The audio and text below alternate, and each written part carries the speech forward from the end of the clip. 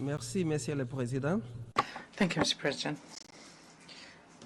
The Republic of Angola welcomes His Excellency Bruno Rodrigues Parrilla, Minister of External Relations of the Republic of Cuba, and this delegation to this session. We thank the Secretary General for his report entitled "The Necessity of Ending the Economic, Commercial, and Financial Embargo imposed by the United States of America against Cuba." Angola associates itself with the statement delivered yesterday by Uganda, Iraq, and Chad, respectively, on behalf of NAM, G77 China, and the African Group. The consideration of these agenda items takes place at a very critical time for the Republic of Cuba, which is currently facing challenges with its national electrical grid that have severely impacted the lives of Cuban citizens and its economy. Mr. President, the embargo and the unilateral coercive measures imposed on the people of Cuba are one of the most burning diplomatic issues in the multilateral arena today. For years, most of the UN member states have been defending the immediate and unconditional end of the embargo. We express concern with the fact that despite several resolutions being adopted by this General Assembly, in that sense, the situation remains unchanged. Cuba continues to experience major economic and social difficulties. The restriction on imports and exports, including food and drugs. The restrictive and discriminatory measures and unfair barriers prevents the implementation of macroeconomic programs and the country's full integration into the international trading system.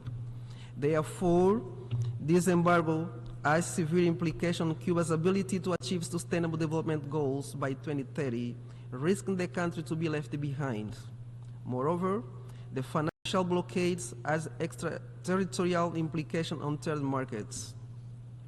Mr. President, the Secretary General reports A79/80 clearly indicates that the continuation of this financial and commercial blockade against Cuba and its inclusion on the list of state sponsors of terrorism are incompatible with an international system grounded in the rule of law and are a blatant violation of human rights, including the right to development. The recently held Summit of the Future made a strong call to enhance cooperation on critical challenges and address gaps in global governance. In this regard, it is fundamental that we respect, preserve, promote the principle of the UN Charter and the provision of international law as they constitute the essence of multilateralism and the collective efforts to maintain international peace and security, economic growth, and respect for human rights and fundamental freedoms. Mr. President, the Republic of Angola has consistently supported all initiatives and relevant United Nations resolutions calling for the immediate end of the economic, commercial, and financial embargo imposed on Cuba, since it does not conform to the purposes and the principles enshrined in the UN Charter and the obligation of state under international law. Equally, we call on the immediate removal of Cuba from the list of states that sponsor terrorism. This blocks the country from performing financial transactions to acquire the